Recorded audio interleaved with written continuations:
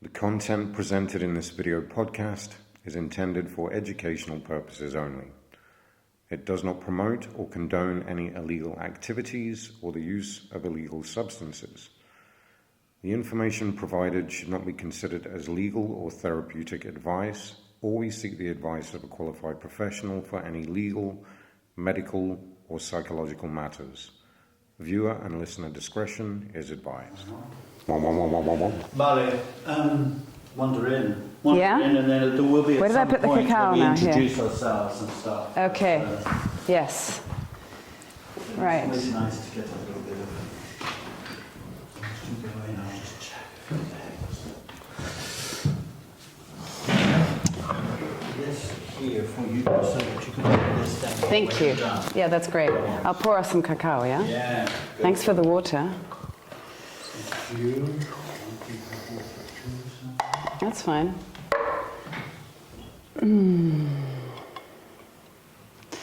Yeah, something about cacao. Just makes... I don't really drink cacao that often, No? to be honest. Well, I stopped coffee Nice. a while back, and I found cacao. And does it give you the same No, energy? it gives me much better. It's like, I stopped coffee because I realized that it just activated my mind in a way that didn't serve me. You know, Yeah. It wasn't just a physical thing, it was a mental thing, that my thoughts were like more anxious and just jumpy. Oh, And that resonates. yeah, right? And I was just in Coffee, denial not for so coffee. long because I was like, I'm not letting go Cheers. of coffee, you know, like no way. Cheers. That And is delicious. Good. Come on in. Come on in. Are we good? Are we Cheers. I rolling? think we're rolling on everything. Have you got your- Then I have to go check. Like, oh, does it touch? Did I roll? Did I? Oh, I have. Cheers, brother, man. Jez has informed me that I don't have a sponge for a brain. I have a sieve. Maybe it's the coffee. I go. Oh, you don't drink coffee either? No, I've gone coffeeless. I do matcha latte. Oh, you see, it doesn't work for me, matcha latte. I keep trying to engage with it, and it's like, no, Doesn't do the thing. doesn't do it, no. So Doesn't cacao taste- it is tastes my, very green, doesn't it? cacao's my Matcha latte. moment. It is very green. So I need to lose a few Wow, pounds. oof, this is Same. fun. I am doing. Yes, you can have a little.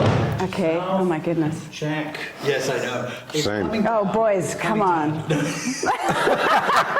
It's yeah. You look wonderful, both Thank of you, you. thank you. Come on. This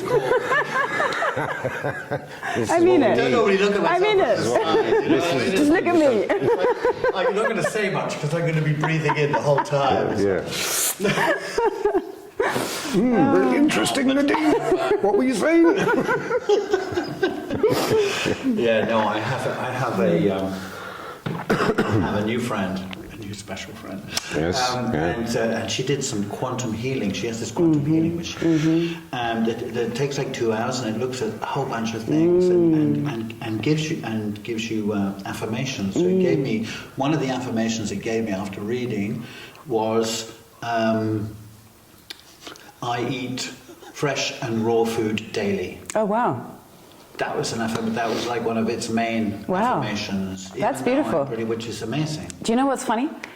Is that I just came off a 28-day raw food cleanse. Did you? Yeah, How was it? it was amazing. I do it every year. Good. Yeah. Good. Who do you do? I just do it by with? myself. Somebody I do did it. it. I do it by myself. Yeah. Excellent. But it's an amazing thing to do. And is that like It's juices, you just smoothies? kind of eat raw food, like Just the eat whole raw load. food, simple. If you're struggling, you can have a boiled potato kind of thing, but it's leaving out the fats, all the nuts, all the grain, all the gluten.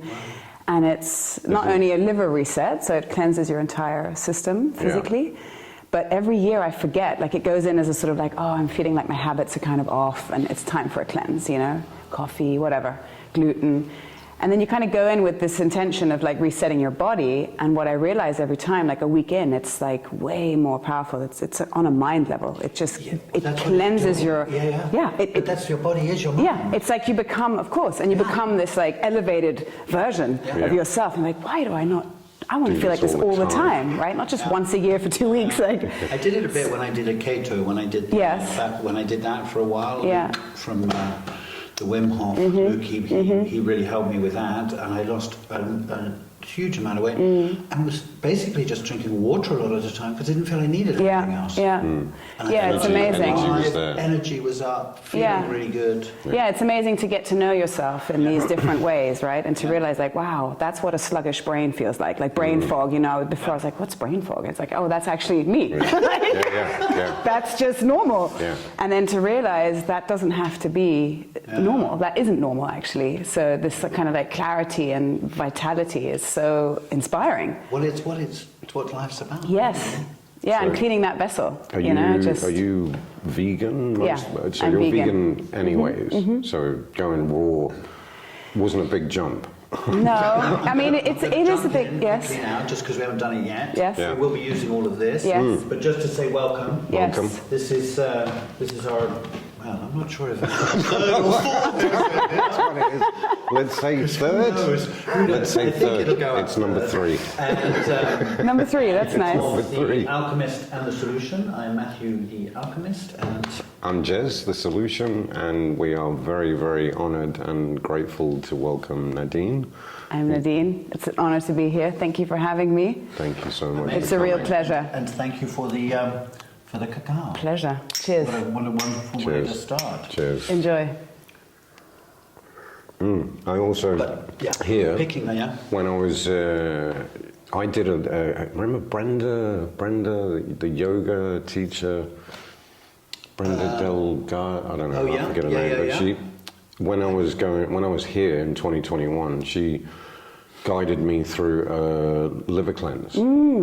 And it was the apple. And, but was it like 9 days? 9 days. It's probably Anthony Williams. It was this. It was based on this thing. Medical medium. And so going through that process was intense. Yes. Because I was like eating everything. Yes. Pretty much where I'm at now. Yeah. But it felt amazing. Yeah. I didn't get the stones or something that you meant to get. But off the back, stones out. Something like stones come out of the system. Yeah. And off the back end of that, I did 4 months vegan. Wow. And I did feel amazing. I did feel like I lost a lot of weight. Yeah. But I think a massive part of it was just not doing sugar, not eating bread. Totally. You know, the massive pieces as well, which I think a lot of people should do anyway, and I should definitely do that It's at just the moment as well. I guess it's just kind of checking in with what am I doing and why, right? It's like, what are my habits and are they serving me ultimately? What is the experience I'm getting in life? Exactly. Because I had my second gift happened a year and a half ago when I found out that I had cancer. I have cancer. I had cancer. Not sure. I'm not ill. And basically, I found out on the 30th of December. I got an email because I missed an appointment, didn't get the test results in or whatever, and it was like, okay. 31st was a little bit of a rough day, but the first, it was like, okay, this is a gift. Melania, who does, I know Melania, my nutritionist, and luckily a wonderful friend, and really looked after me amazingly. I just went, no coffee, no sugar, fully vegan, gluten-free, as little processed as I can, organic. And did that until the medication hit me in September, and then I was spent 6 days in hospital in intensive care due to the medication. But it was amazing, the clarity. And now, trying to get back to it a little bit. I mean, I still do no coffee, no sugar. I'm back onto a little bit of chicken, a little bit of fish, red meat once a month only. But well, I was thinking about that a little bit with both of us the other day. Of like, so the podcast theme is transformation, and it's like, well, they're big pieces of transformation. What we eat, our behaviours, why we eat, exactly what you were saying. Like, for me, it's definitely an emotional thing. For me, it's eating the quick, convenient, tasty, sugary, cakey, sandwichy. It's just like, but it's like the smoking. It's an emotional. It's an instant gratification thing that takes it away, and I know it's not good for me, and I know I can be in a better space Yeah. Yeah. Yeah, and I think that's what it's about. It's understanding ourselves, right? I think it's taking agency over, like, what is driving me? What is driving these habits? What is driving these quick fix kind of habits that we have, or like this instant satisfaction, or this constant, like, what's next? You know, this kind of desire-driven behavior. You know, which is super normal and really human, but it's normal, but not natural. Exactly. It's been normalized. It's just something that it's an easy way, you know. It's like instant gratification, desire, pleasure, meeting my desires, and it takes a lot of courage to take a step back, doesn't it? Like, it takes so much courage to be like, okay, I'm actually going to press pause and I'm going to observe, you know, and that's what a cleanse ultimately is. It's observing. It's like, whoa, what's arising in me? Or, you know, or a behavior cleanse. I mean, it can be anything. It can be a food cleanse. It can be trying to work on a habit, or trying to change a way of thinking, a thought pattern, you know, a limiting belief that you want to work on. It's all kind of the similar thing. It's like observing, like, how has this served me? Right? This has obviously served me, because it's gotten me to where I am, and for some time this might have been exactly what I needed to distract or survive in my environment. Well, this is something that I was chatting the other day with someone, is that what drives these things, and it might not necessarily be distraction. It might be connected to the survival thing. You know, I think it is for sure.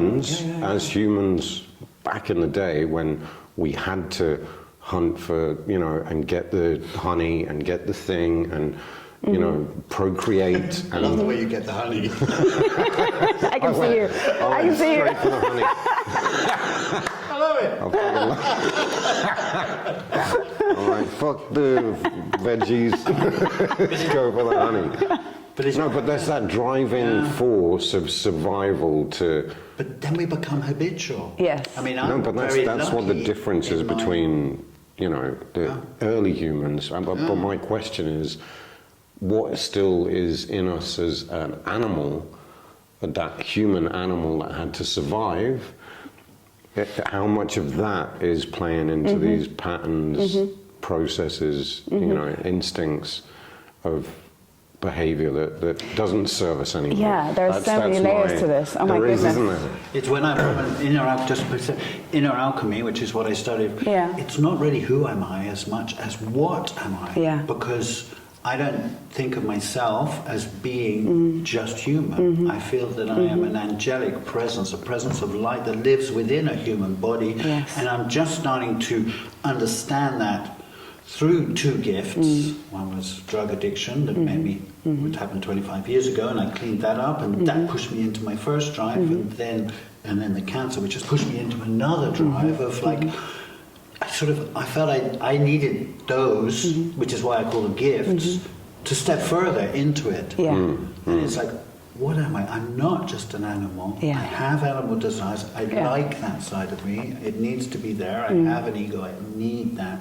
But I'm also blessed and grateful for having consciousness that we are working on transforming. Yeah, for sure. Yeah, it's like this balance between the sort of divinity and the humanity, right? Yes. It's finding this balance between the two. The knowing of your divine presence, the essence of our being, and yet the human experience that we're having. Which is wonderful. Yeah, and finding the alignment between those, you know, it's really, and I think coming back to what you were saying, the way I've experienced it, or that I experience it, is that, you know, yes, there's this whole animal behavior, and yet there's been so much evolution. Like, it's difficult to separate it, you know, because it's like people always ask me, like, oh, you're a vegan, but I mean, we've always eaten meat. And I'm like, yeah, but we've evolved, you know, like, we don't need to eat meat anymore. So this I find very interesting, but what really resonates for me is, on a human level, what have I experienced in my life, especially in my unconscious, the unconscious part of my life, which was my childhood.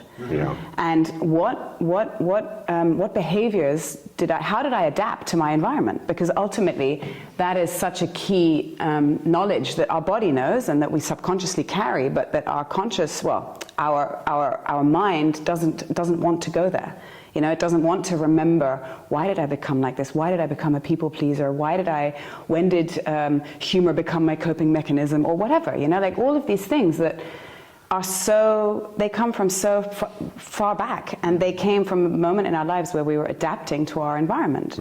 Like where, depending on our caregivers, the environments we lived in, we picked up on cues, this is accepted, these emotions are not accepted, this is a behavior that is accepted, okay, great. Oh, this is needed from me, or, if I, so this I find very interesting to... These things served me in the past. Exactly. But they don't. They literally help me survive in an environment. What you were saying, but they don't serve me anymore. And I think this is a big transformation, like coming back to the word transformation, is that time in life where you're like, okay, hang on a minute, is this still serving me? And that's very courageous, because it's a bit of a death as well. It's like a bit of a death of the ego to be like, no, this isn't serving me anymore. And there's grief in that, right? There's grief in letting go of, okay, that's who I once was. I was an alcohol drinking soul of the party, and I loved her. She was freaking cool. I'm talking about me. She was amazing. I'm surprised we didn't meet before. But, well, that would have been a good time to meet. But, she was so cool. Yeah. She was fantastic, but that's just not who I am anymore. Exactly. I had no regrets. No. In my past, I had a great time. No, and I understood why I understand why I started drinking. It was part of a coping mechanism. It was a way of going into oblivion and just just letting go of the crap I was carrying, and that kind of just became a habit. And you do not drink alcohol? I don't drink alcohol since 6 years. 6 years? Yeah. Wow, cool. And that was a big change. I think that was one of the biggest decisions I've taken in my life. How long do you do any no alcohol? Yeah. Okay. Sorry. I thought you were like, no, I've done a quick drink here. No. I did share a little bit. Maybe Can I pour you some more? Please, yeah. There's tequila in there, no? That's not alcohol, that's a spirit. That's a spirit. It's the most healthy one, which is exactly when my family came over and we did a trip all together. I bought a bottle of mezcal. Oh, wow. To do it a little bit intentionally and ceremonially in the middle of the trip, to try and bring a different awareness of what we're doing. So I tried to infuse that into the family vibe, which is amazing. It was very conscious. Me going months, I've not drank alcohol for years, and then had a little blip in the middle, and then I went for a year and a half or whatever again with no alcohol, but really consciously chose to go. I'm going to do this. We're going to do a ceremony with the family. I'm going to buy a bottle of really nice mezcal and we're going to sit down in the middle while we're in that really expanded open space and where everything slows down, and to be like, we are consciously, we're not going to do shots, we're going to sip, we're going to enjoy the flavors, it's the cleanest alcohol. This is for a reason. And it's not a terrible thing if you do it consciously, but who does it consciously? Well, I have a little bit of it was super easy for me, even with my addictive tendencies, to go, that's it, I've done that. Yeah. Do you know what I mean? There was no part of my old self that was like, let's fucking go. Yeah. We're back in the game. That wasn't there. And then next day I'm like, I've done that. Yeah. Thanks very much. So my relationship with alcohol was really different to what it was most of my life. It was definitely the gateway drug to all the other ones. Yeah. So what is your relationship to alcohol now? I can take it or leave it. I personally feel that I can leave it. I would be very open to do a similar thing next year if my family comes over, and if I feel that there would be no negative consequences for them, because I feel like I've got that piece. So that is a bit of a question that I have about how I did it. Good to be aware of how other people will, because I have a lot of friends from my past who are fully NA, they don't do and haven't done, and they need to go to meetings and stuff. Whereas I don't feel that. I feel that I did it geographical. I moved here, and I don't feel the need. I mean, alcohol was never my thing. I mean, I used to drink. I used to drink every day almost, but I didn't get drunk very often. Yeah. I think that's just your tolerance. My tolerance, but exactly, my tolerance was built up. I started Well, it's very with my easy. dad when I was 13. Yeah. My dad would take me to the pub Sure. and we would drink, and it was a social. It was just normalized. And obviously Thanks there for was, the cacao. there was Pleasure. there was those times of doing too much, and my past from whatever 17 to 40 was pretty indulgent on all fronts. But it was other things that I fell into at the end from 37 to 40. That the other times I feel it was fine. Yeah. I was doing everything else in abundance, but I didn't feel the addiction in that. I didn't feel it was harming me at the time. Until the last 4 years when it was harming.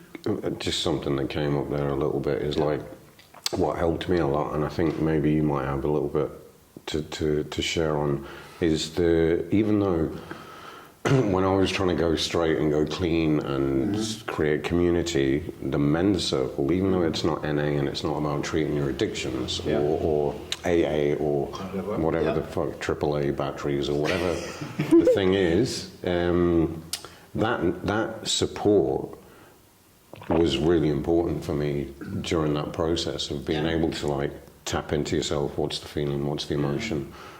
I didn't use it as an addiction, but just having that network and that support and that brotherly connection was in of itself a really beautiful That's amazing. tool to support addictive tendencies. Yeah, sure. So not doing an NA, a specific group on it, but having that community and network around, which I think you're very much into. No, you also do a lot of circles. You do a lot of circling work. Yeah, that was a big moment in my career, I suppose, when I decided to hold women's circles. When did you? That was in 2017, I think. And it came out of a desire to, it was around about the same time that I stopped drinking. And it came out of the desire to create a different space that I was missing. You know, it was like, okay, I'm not a drinker anymore, so that social whole thing is changing, and it's strange because everyone's drinking and I'm not, and I don't feel like I belong in the same way. Was this in Berlin? This was in Berlin before we moved, And at the same time, a very close friend of mine got really sick, and it was this desire to hold space for her, you know, and create something that was missing. It was like, well, what are we going to do? Like, how do we hold you in this? And I called 20 women to sit with us in circle, and that continued over a year and a half every month, and it was the most transformational experience I've ever experienced. And you know, the feedback was beautiful. It was just it was just a shared experience of transformation, of experiencing this regular gathering in which we all felt so held and heard and seen and safe, and obviously free of all substance, free of judgment, free of expectation. And that was my first sort of, okay, I mean, I've been a mother. I have 4 kids, so I've been a mother for 19 years now. So holding space is something I'm good at, I guess. You know, I'm very comfortable in holding space. But even that, taking a step back, like that also came out of my childhood, coming back to kind of like this conditioning. I was the eldest of 4 kids, and my parents had, you know, they're incredible human beings, and I have the best relationship with them. So I know you guys are listening, so I love you. Yeah. But coming back to like, you know, so cool. Yes, they're incredible, cool, and the journey we've been on as a system and as, you know, parents and children and daughter in my case has just been. It's one of the most inspiring pillars in my life. But there was a lot of emotional maturity back then, and you know, my dad was in the film industry, my mum was home a lot, we had au pairs, it was just a bit of a mess emotionally. And I ended up holding a lot of that at a very young age. So, you know, I kind of recreated a situation that I knew, right? I had 4 kids, a partner in the film industry, I was alone all the time. So, you know, this is this unconscious, I'm going to create the environment that I feel safe in, which is overwhelm and chaos. And I can do it all. I can do it all. I don't need anyone's help. And I'm don't tidy up. Just don't ask me if I'm okay. But I've got it all sorted. Don't really ask me. You know? Yeah, fine. You know, so this was this coping mechanism that I came out into the world as a young adult. I was like, I know exactly what I've got to do. I've just got to hold it all, you know? And so yeah, that was starting to untangle, you know. It's like, okay, well, alcohol is not serving me because I have a backlash of shame I've got to deal with. This is not good. Like, this isn't helping my growth. And then creating a space in which I dared to just show up, right? To just show up just the way I am, and not being ready to hold a circle. I don't know, I tried to do an online course. I had no idea what I was doing, but it was like, okay, come on, we're just going to do this. We're going to co-create this. And stepping into that vulnerable place was just amazing. That's what we do in the men's circle, is amazing. Yeah. On the Wednesdays, yes. I will be going tonight, is no intoxicating substances on the Wednesday, which is great. Because we do, you know, I mean, we're amazing. There's very few of our friends actually drink. We're not a drinking thing. We never go to bars really with friends. They drink a little bit of wine here and there, and they'll have a beer, but here there isn't a drinking culture that we have. The people that we hang out with, which is, you know, we have 20 men in the circle. This is so inspiring. And it's amazing. And it is exactly that. It's creating a confidential and thus vulnerable space for men to be able to talk about their emotions and how they feel, and not trying to give anyone the solution, just reflecting back. We want to give them the solution. Yes. but no advice, no solutions. Exactly. Just teaching people to speak from the eye and not going, well, you should do that, or you should be doing or bringing it back to yourself, like, oh, I know how you're feeling. You know? Exactly, which is amazing. And that practice in the men's circle, you know, when you start practicing it in your relationships and your friendships and outside, and specifically for me, when I hold space with the mushroom and ceremony and the integration part, all of them rules come in. Of course. It's like, okay, this space that we're here now is about you sharing from your experience. You know, no advice, because everyone wants to jump in, and so it's also the rules of the circle are very, very beautiful, not just in the circle, but also in life. Absolutely. I think I probably have similar guidelines to what you're saying. I mean, they sound the same. Yeah. And it's just also it's taking the focus off this ego-based experience, right? It's like allowing to just accept and hold space for other people's experiences without having to identify to or make it your own, or it's just so liberating to step into a new kind of agreement, you know, a new way of being with each other that transpires through everything, through parenting, through friendships, through any way you show up in your life, in any role, right? So it's a very powerful... Yes, because once you get that, once you understand that, then you are bringing it in. Yeah, then you're changing your vibration. Exactly, and you bring a different presence to any kind of relationship. Yeah. Whether it's a stranger or someone you're intimate with, it's a different presence, you know, and you're not enforcing anything onto the space. You're just present, and that is actually truly one of the most difficult things to do. To just be present and not have expectation for a moment, to not, you know, pushing your agenda subconsciously or like, what is it I want out of this, but to simply show up and accept things the way they are is, I don't know, that's probably my... That's what I do at work, because I work in the film business as well as a first AD. And so a friend was telling me the other day, Guido was just telling me how wonderful it is when I'm on set that I bring a different energy, because I like to just create the space for people to feel comfortable so that they can be creative. You know, so to bring that vibration in, to not have it. Well, you have expectations because you have of course, things need to be done, but you're letting people connect to themselves and just really be creative and really flow in the world. Yeah, and I think, you know, people. I don't know, in my experience, like, safety is something rare. You know, it's rare to feel safe. Unfortunately, we've all had our own experiences, and we all know what not feeling safe feels like. And I think normalizing or you know, part of my intention in my work is to create places where people can feel safe.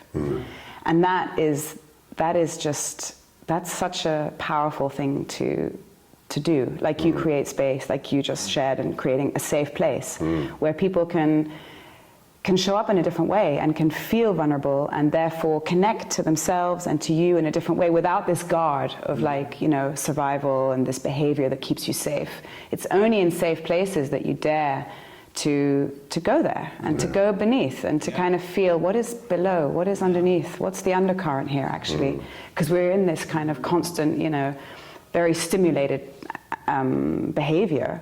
And it takes a lot to get out of that and to get a step back and to really get to know who am I behind this. It's stepping into that vulnerability, having a safe space where one can be vulnerable. Yeah. That you gain the courage Yes. to be more vulnerable outside because you have more confidence in your real self and you don't mind so much what other people say, what or other think, or once you show up authentically, then your courage and your confidence is growing, so that you don't need to feel safe.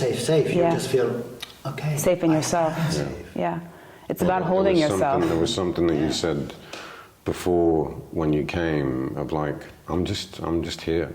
There's no and I trust. I need to think about this, I need to talk about that. Oh, those voices came. It was really beautiful. It was really beautiful. Like, I just trust. Like we will create a space, and I trust myself to be fully in the space. I think that's this thing of like, you know, you can only hold someone else's pain if you've held your own, or you can only hold someone else's sadness if you're comfortable with your own, right? So there's something really beautiful about that. It's like I can hold myself in joy, in love, in pain, in sadness, in confusion. Therefore, I don't feel intimidated if someone else brings theirs because I'm comfortable with my own. I think that's... And you don't judge because you've learned to stop judging yourself. Yeah, because exactly. You accept the human and the divine. Exactly. You know, which is a really like... This is it, right? And having that humility as well towards this experience, this constant humility. To push yourself out, you know? Because you don't need... No. Don't need to prove anything. No, and to just be reminded of like... the you know, the impermanence, the magic of this moment, like right now. You know, the humility that comes with that is just like, all it takes is that little reminder of like, okay, just remember that everything's now. This is all we have. Like, remember how small and yet how enormous you are, right? This kind of beautiful, again, this like divinity and humanity. It's this constant dance between the two that kind of keep me safe, you know? It's like just remembering, it's not about me, it's just about this experience. Like, you know? So cool. Amazing. Alex, yesterday, she said exactly that. She said, oh, it's so good to see Nadine, because the humility and the humble and that bleeds into, it was just really, really beautiful. You sort of share it without sharing it. Yeah, just by doing, by... Gosh, I can feel like that. I'm blushing now. So you said earlier, everything you do. No, you said, what do you do? Because this is the first time we met. Actually. I know it's so nice to meet you. Well, the first thing I say is that I'm a mother of 4 kids. Yes, you have said that. And you know, people are always like, why did you bring that in? And I'm like, well, because it's such a big part of my being, and it's my most spiritual practice, is being a mother. Of their names? Their names, my eldest is 19, and he's called Leo. My second son is called Noe, but we call him Nono, and he's 17. My third daughter is Lilu, she's 14, and Nell is 11. No, she's 10, sorry, she just turned 10. So, so I became a mother really very young. Obviously. Yeah, at 24. And same age I became a dad. Really? Actually, yeah. Oh wow, My daughter's going to be 40 though. Wow. This year. That's amazing.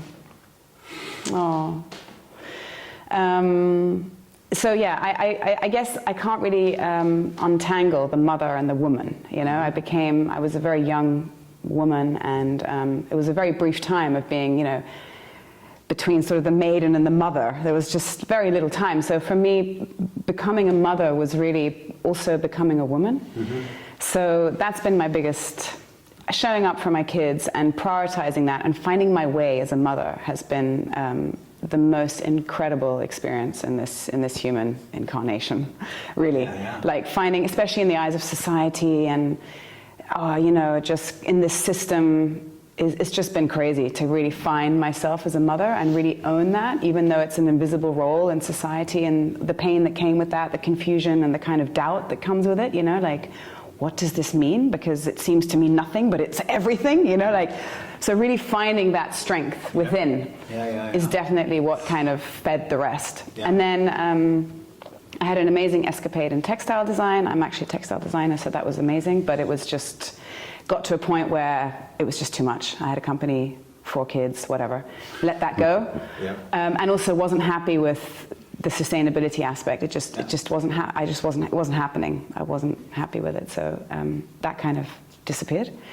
And then after having my 4th child, I became a coach. I actually sought out help from a coach because I knew I am not inspired to create anything more for the world. There's like so much stuff in the world. What am I going to, that's over.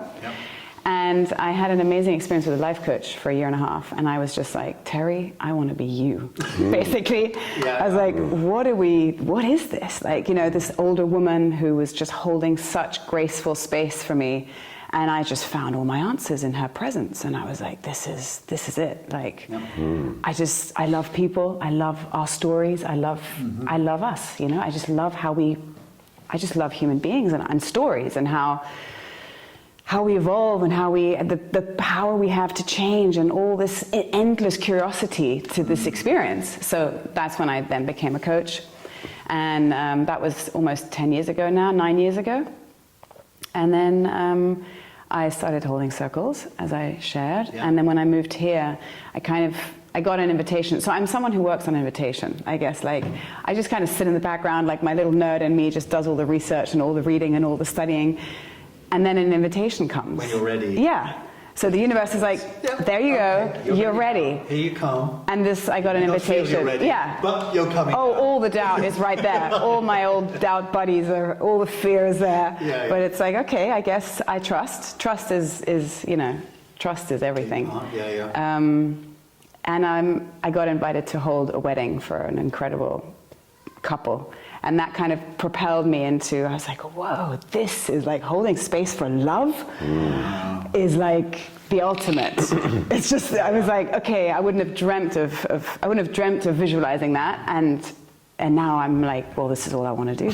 I just want to. I've done 8 weddings now. Have you? Yeah. Oh my God, so you know exactly what I'm talking about. I stopped doing them, but I did one last September for October for 2 great friends here, and held the space, and wonderful. With them either side, and we were laughing and had the crowd laughing, and it was beautiful. Isn't it just lovely? It's incredible. Yeah. It really is. Really, touched me deeply. And then from that, I was like, okay, actually, I'm curious about ceremony. Like, again, creating these spaces that we're missing, and creating rites of passage and kind of transition. We're always in transition, we're constantly changing and evolving. And I really believe in letting go. I mean, it's all about letting go every moment, right? And also letting go of what was in order to welcome what is. And I think ceremony is just such a powerful tool for that, So holding space in ceremony is now something that I really enjoy. Nice. And you do it for men and I do it for men and women. I do it for, any kind of birthday ritual, or now I'm opening a festival, just anything that needs a moment of conscious. To bring that. Just to creating a moment of consciousness. Just like, can we just take a pause, a collective pause? There's so much power in that, right? Just a collective breath, and can we just set our intention before we just speed into the next moment, right? Because we're always moving into the next moment. All the whole time, we could have rituals every 5 seconds, right? But let's just make sure that those that we actually need to feel and be aware of, they're so powerful. They take a different space when we honor them. So you do that for opening. There's a Mallorca family. There's a family festival this weekend, right? Didn't you also do yoga? Yes, I had a huge women's circle there. That was incredible. How many women? Oh, it was over 100 women. It was It was phenomenal. It was phenomenal. To bring that. It was actually really like, it was unforgettable. Yeah. It was unforgettable. And I went there without expectations. It was the first festival. I was like, I didn't even prepare. I was like, okay, I know how to hold a circle, Awesome. like whatever. Yeah. And they just kept coming. And I was like, wow. But the beautiful thing was, and this is when you know, right? It was like, there wasn't an ounce of, I don't know, it just felt like the most natural thing to do, to hold these women. And already, and yeah, it was just, and then this huge circle was just, it was a really, it was beautiful. Yeah, thank you for reminding me of that. It's just such an honor. Yeah. And again, that humility, you know, that like, yes, I'll be doing it again this year. Yes, because David and Miriam. Yes, they're busy. So, Busy preparing. Yes, yeah. Super. That's why we can't have David on the podcast until after the festival, isn't it? Oh wow, he's too busy, sure. Too busy to think about things. Yeah. Oh, he'll come. Yeah. I did go swimming with, I met him this morning. He's lent us a microphone, thank you, David. Yeah. Hopefully it's still working. Yeah. That's beautiful though. Yeah. Nice. Yes, because my two girls, my two stepchildren, Lara and Manuela, last year their mum asked me if, they need something. And so, and I introduced them to, rather than take them to a psychotherapist or whatever, I introduced them to 4 wise women. Oh, that's so beautiful. Penny, who was the last podcast, was the first one, the Earth Universe. Coco, who does amazing work, Coco March, she's a wonderful friend, and she used to do face painting on the girls when they were little. How lovely. And her work with women at the moment is amazing. And then Miriam doing female archetypes. Amazing. And then Moonai, who I'm working with regards to ceremonies. We're doing various things with these visionary compass cards and stuff. So, what a gift. But I'm already thinking, okay, I need to get 4 more for this year, and then I'll be... How beautiful. Yeah, which was amazing. What a beautiful thing to do. You meet people and you just go, I just want to share. I want to share you with people I know. You know what I mean? But what a gift to those daughters. How cool is like that rite of passage that is exactly that you were talking about. Exactly. It's like and we need people like that. We need people to guide us, like inspiration. And people to turn to. And this. I really missed that. Like it was. There were very few people like that in my life who who really became kind of pillars of wisdom and safety, and it's a beautiful thing to have. It's a rare and beautiful thing. I've done it with Seraphine, who does various conscious things. And she had a teenage group. She needed 4 men to mentor the 4 boys who were within that, who were like young teenagers. Wonderful. So me and 3 other men from the men's circle mentored these. Amazing. Is this still happening? The other men were Victor, Ben, and Simon, and myself. Nice. Is this still happening?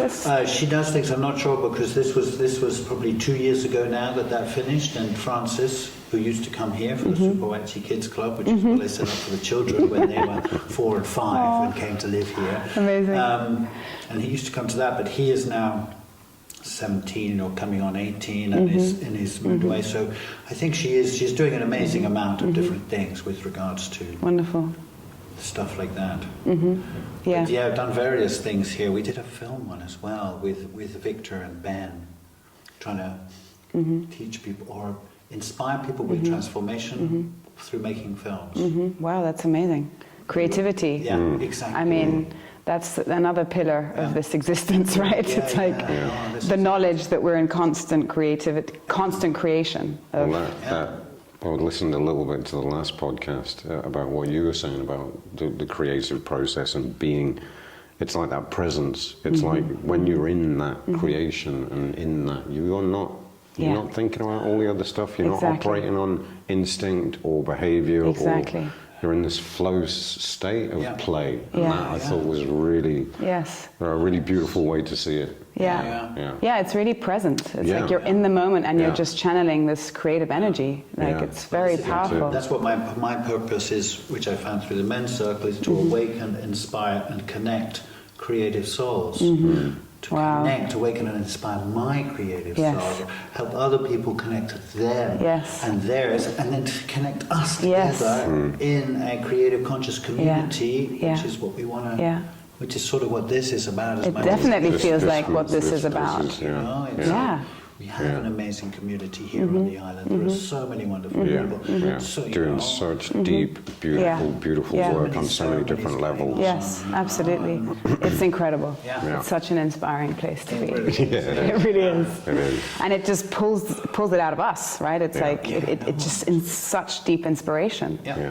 Yeah. But it's true that this creativity has been something that's like very also an important experience to connect to. You know, it's like, I don't know, I remember times in my life where it's like, oh, okay, I need to do more creative this or creative that, until I realized like I'm constantly creative. Like in my thought, you know, it's like in everything we do, in every way we manage a situation in a day, and in the way we hang the washing, in the way we cook a meal, in the way we engage with someone. That's creativity, you know, and to really be aware of that is so exciting, because it just makes you awaken to the fact that we're constantly creating our experience here. You know, to really to fully engage with this experience is to creatively show up, right? Whether it's, okay, what am I going to do today? Or how am I going to look after myself? Or how am I going to serve? Or how am I going to, you know, what am I going to do that's going to make me feel alive? Or how am I going to connect to my inner child? All of these things are incredibly creative. You know, it's just an awakened mind is a creative mind, ultimately. But that exactly what you're saying there is the presence, no? Yeah. Like the slowing down, bringing present, asking these questions. And I love what you said about, you know, making the foods creative and cleaning the dishes is creation. What, you know, what could be considered mundane, normal things actually brings a level of sacredness and divinity and brings that higher self into that moment, and then everything's creation. And as a parent, as a mother, this has been like, I did a mindfulness course a long, long time ago that just shifted my, you know, it was like, there is nothing ordinary. Nothing. Nothing is ordinary, and that was one of the biggest shifts in my mind, in my experience here. You know, especially witnessing so many people kind of, you know, lost in the ordinary, or like defeated by the ordinary.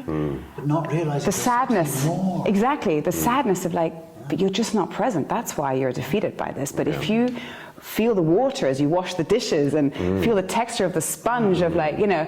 There's nothing ordinary in this, you know. There's nothing ordinary in walking bare feet, hanging the washing. Like, so that's it. That's our power. That's the immense responsibility that we have. You know, it's like, how are you going to show up for this moment? And I don't know. I get so excited when I talk about this because it's like, does the creation, like, let's say, people are then consciously stepping into, okay, I'm going to create. Yes. I found that I always doubted myself with creation. Can't paint, can't play music, can't do all these super inspiring creative processes. But then I've observed in people that do it is that they're just open to the thoughts, like whatever the thought is, having the confidence to just bring it out, and that's what comes from that. And especially is the not doubting and not being like, just having this confidence of being like, that can work, that will, and then taking it into action. And paired with not having an expectation.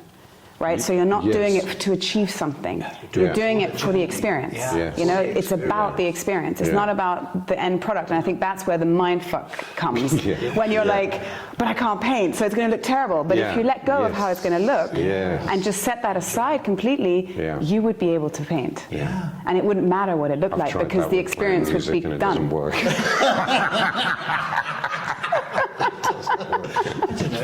Well, maybe something else. Guitar, writing, whatever. Try painting again.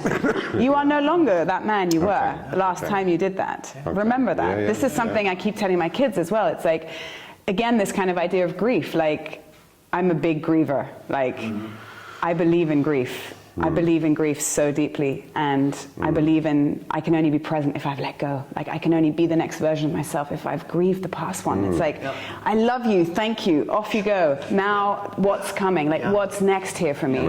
What am I learning? What am I working on? what am I practicing? Yeah. You know, what am I practicing today? Even if it's just like, okay, I'm going to practice patience because there's something that's not happening the way I want it to, or I'm going to practice acceptance because there's something I really want that I can't have right now, you know? And there's so much honor in that, right? There's so much life in that. I mean, like that's, I don't know, I do believe that we are in this body to experience feelings, you know? I think we are, that's kind of like, I don't know, if I kind of zoom back on a sort of soul contract level, it's like, okay, so what am I doing here, you know?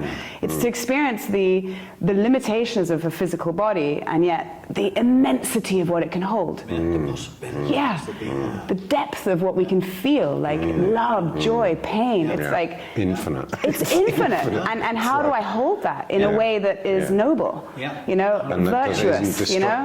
Exactly. That I don't just, I don't let it. Such a good word. It's so beautiful, isn't it? The noble has a quality It really that's like, feels, you can feel it, okay, yes. all I want to do is be a noble human being, right? You are, though. And if you You just- so are, dude. Well, so are you, but it's Doing good. there's something in it, right? It's like words create worlds. Yeah. And that's another thing. Like, it's like words create worlds in our minds. And if all we are is mindful of what words am I focusing on, like, what am I practicing today? I'm just going to practice being authentic or being truthful or being noble, whatever that means. Yeah. It's like, these are anchors that are And then enjoying strong. everything. Yes. Playing. Yeah.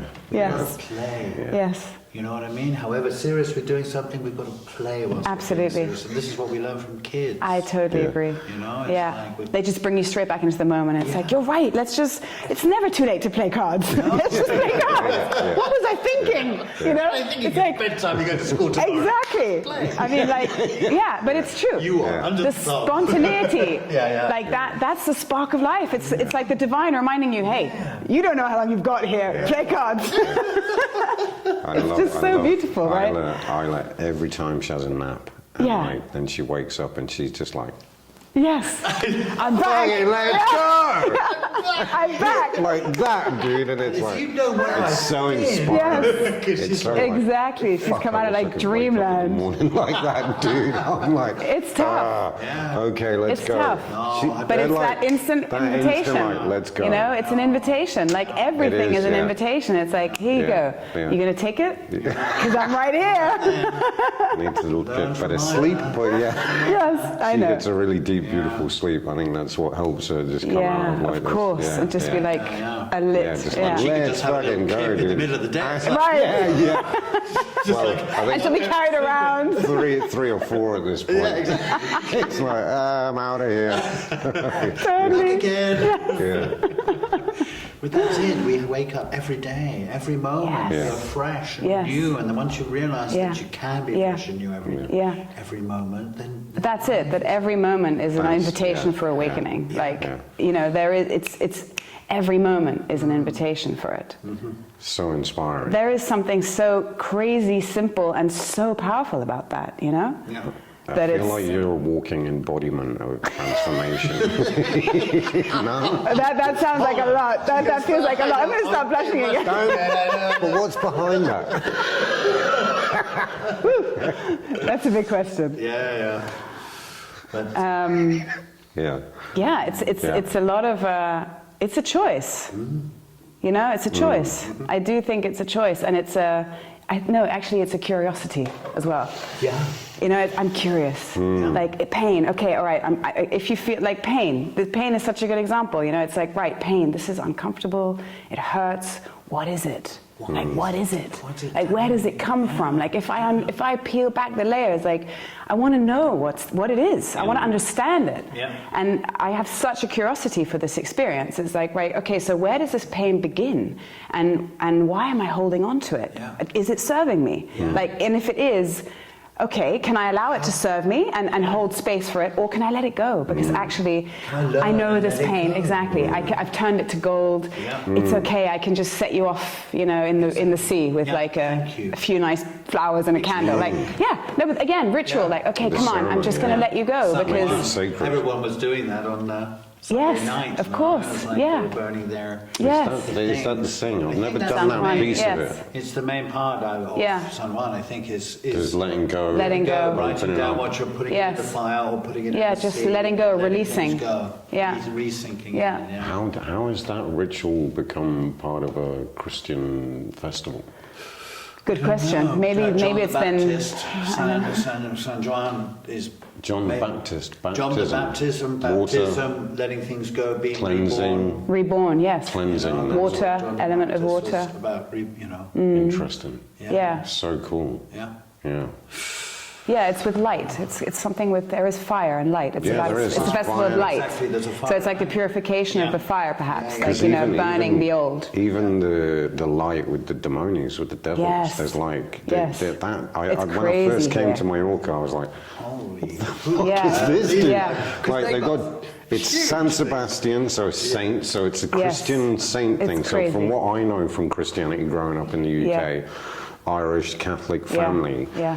like you throw devils into the mix Yes. with like, let's go fire. It's heavy. It was like, great. whoa, dude, what's No, it's like, let's Yes. enjoy these devils and... Yes, Yes. and then the It's darkness like- and the light and having Yeah, this like yeah. real sort of occulty, Yes. esoteric-y Yeah, sort yeah. of Mix. message behind Yeah.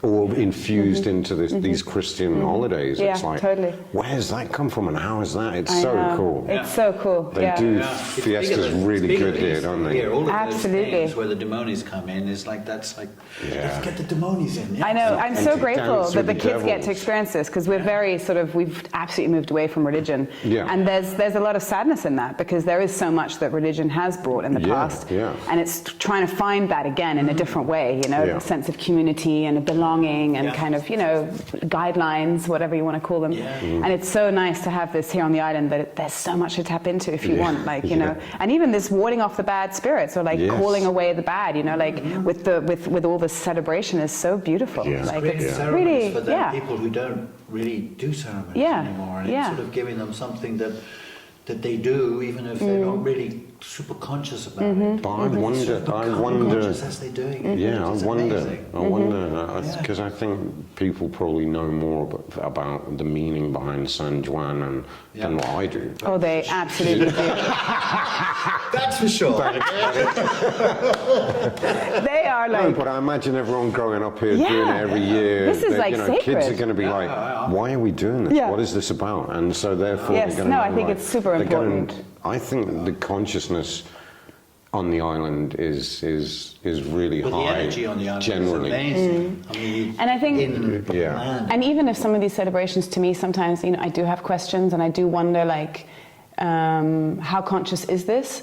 I think that the elements are enough to make it worthy of honoring, you know, Yes, like yeah. it's like I'm curious and I want to see what can we take from this, even if it's not all of it. Yeah. But the fact that they celebrate so Yeah, much, yeah. like that they any excuse to honor these devils or Yes, whatever kind of yeah, saint, yeah. and yet to create this gathering and this Yeah, celebration yeah, around life. yeah. I mean, they know how to community, celebrate. Yeah. Yeah. The Ku Family. Klux Klan All the at Easter families, is yes. I amazing. don't think it's the Ku Klux Klan. They look like it. Don't This is think- just don't this think was the that's biggest what they're shocker for my kids. celebrating. I really don't. Like the first time my That sons was the saw this, they scariest were one. like, "What? Yeah. What is this?" I was scary. living So around scary. here, around the corner in La Lonja. Yeah. And I knew nothing about it. No one warned me anything about this. And I could hear this drumming Yeah. in the night, and I'm Yeah. like, "What's going on there?" 'cause they just go go out outside, on dude, Thursday and there's night and they just black Big suits Really with scary. like these really pointy hats, which are reminiscent of the outfits that the Ku They Klux Klan wear. absolutely That's where that comes Yeah, from. sorry. But actually, these outfits were the original, like, Christian back in the day. These outfits were originally that, and the Ku Klux Klan Nicked their idea because they. Well, they're not they- just hiding here in Mallorca. Then. No, they don't just come out at Easter Okay. and walk around and. But But it was it's crazy. bonkers. It was bonkers. Yeah, it's But a strange but one. It is Yeah. amazing, but it's great. still amazing that they're doing it. They're carrying these effigies through the street. And I they're agree. doing it. And the effort that goes into these celebrations, Yeah. like, Yeah. it's so fascinating. Yeah. Not sure how many of them actually go to church every Sunday, which is probably quite good. Cause I don't know. No, but it's like... I think a lot of them do. Again, I I'm think not a lot of them sure do. how- I think a as long lot. as it's bringing them experience, the thing that I don't like about the church religion is it's taking away experience and saying we have to speak quiet us. No. Well, it puts Jesus was the about- priest, or it puts someone in the way of your communication with the divine. I totally agree. And I think And it's that's where religion's been bastardized and Yes. changed. But exactly what the things that we're all touching on Yeah. of bringing the divinity and the sacredness into everything, and seeing it within ourselves and seeing it within the other in as many moments of life as not just on a Sunday, not just when we do a ceremony, but Yeah. right here, right now, like the beauty of light bouncing off the glasses Yeah. and the reflection of Yeah. light and Tripping again? No. I did do a microdose. Yeah, and I think also this idea of like, It is. Yeah, but also no. not giving up responsibility. You know, this is something that I've found very difficult with religion, is this like, oh, it's all in the hands of God, you know, like it's not in my hands. All I've not got to do, taking, like, you know, yeah, ownership. This is my biggest problem with it. It's like, take ownership of your life, yeah, and that's such a courageous thing to do, you know. And Yeah. I have a lot of respect for past experience. You know, I mean, I know that I don't know how my grandparents would have survived the war if they didn't believe in God. You know, Yeah. like, Yeah. fair enough. Yeah. Like each Yep. to their own experience. Exactly. But the excitement that comes from taking full responsibility is just like exactly not having anything in between me and the divine, and Yeah. knowing that I am that. Like Yeah. God is in all of us, Yeah. right? Yeah. And this is a concept that. We've got access. We don't yeah. have to go to. We don't need to have a place or a person, No, or it's we don't have to within recite us anything, all the you know, time. and reinventing prayer, and Yeah. you know, just having a direct line. You know, Yeah. it's like Yeah. It's one of the three keys that we have within the work I do with Moonai is observation. Be observant. Yeah. See where you're putting your attention. Yeah. Put it in self-responsibility. Yeah. It's up to us. Oh my gosh. We need to be self-responsible. Do you know what? I think that is the first step in transformation. Yeah. It's taking responsibility Yeah. fully Yeah. for this existence, you know, because it's coming out of that time of the ego blaming, outsourcing responsibility, you know, whatever. It's therefore I'm like this because of that. The past experiences, you hurt me, he hurt me, she hurt me. Bullshit. Yeah. You know, yes, okay, that kept you safe. Exactly. But the moment you decide to say, Yeah. actually, That's where the. yeah, that is the moment of Yeah, transformation. yeah. But all of that has to come before as Absolutely. well. All of that, like questioning Of course. your childhood, your ancestry, Of course. your you know, the traumas, your pain, your blah blah blah, Yeah. this and that. Yeah. And you do kind of get stuck on it a little Yes. bit in that Yes. in the beginning stages of transformation. Yeah. But exactly that. Yeah. The moment you go. Which is when Okay, you need it's- support. Yeah. It's good to have Yeah. support and inspiration. Oh, absolutely. People can help you with it. Yeah. But for you to take responsibility. Absolutely. And I think Okay. taking responsibility, part of that is knowing what help I need. Yeah. You know, it's like, I need help.